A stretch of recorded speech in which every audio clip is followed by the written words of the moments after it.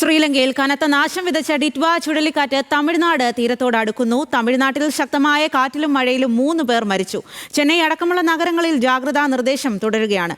ചുഴലിക്കാറ്റിന്റെ തീവ്രത കുറയുമെന്നും തീരം തൊടില്ലെന്നും കാലാവസ്ഥാ നിരീക്ഷണ കേന്ദ്രം അറിയിച്ചു.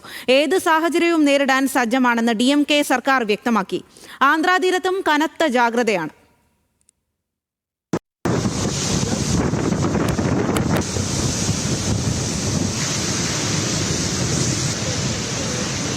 ഡിറ്റ്വ ചുഴലിക്കാറ്റ് തീരത്തോടടുക്കുന്നതിനാൽ കനത്ത ജാഗ്രതയിലാണ് തമിഴ്നാട്. കൂടല്ലൂർ, നാഗപട്ടണം, മയിലാടുതുറൈ, വില്ലുപുരം, ചെങ്കൽപ്പേട്ട് ജില്ലകളിൽ കനത്ത മഴ തുടരുകയാണ്. ഇന്നലെ രാത്രി മുതൽ 30 സെന്റിമീറ്റർ മഴയാണ് നാഗപട്ടണത്ത് പെയ്തത്.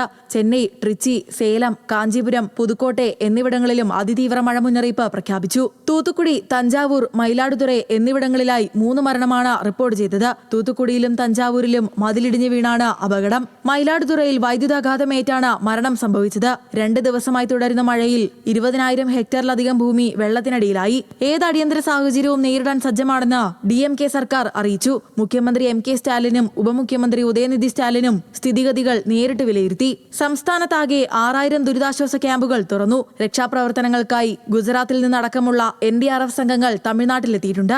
50 മുതൽ 60 കിലോമീറ്റർ വരെ വേഗതയിൽ കാറ്റ് വീശാൻ സാധ്യതയുള്ളതിനാൽ മത്സ്യത്തൊഴിലാളികൾക്ക് ജാഗ്രതാ നിർദ്ദേശം നൽകിയിട്ടുണ്ട്. മത്സ്യബന്ധനത്തിനുള്ള വിലക്ക് തുടരുകയാണ്. പലയിടങ്ങളിലും വെള്ളക്കെട്ട് രൂക്ഷമായതിനാൽ അനാവശ്യമായി പുറത്തിറങ്ങുന്നത് ഒഴിവാക്കണമെന്നാണ് സർക്കാർ നിർദ്ദേശം. പ്രതികൂല കാലാവസ്ഥയെ തുടർന്ന് വ്യോമ, റെയിൽ, റോഡ് ഗതാഗതം താറുമാറായി. ആഭ്യന്തര, രാജ്യാന്തര സർവീസുകളടക്കം ചെന്നൈയിൽ നിന്നുള്ള 54 വിമാന സർവീസുകൾ റദ്ദാക്കി. പല ട്രെയിനുകളും വൈകി ഓടുകയാണ്. ഡിറ്റ്വ ചുഴലിക്കാറ്റ് കനത്ത നാശം വിതച്ച ശ്രീലങ്കയിൽ മരണം 159ആയി. 200ഓളം പേരെ കാണാതായി. 20,000-ലധികം വീടുകളിൽ വെള്ളം കയറി.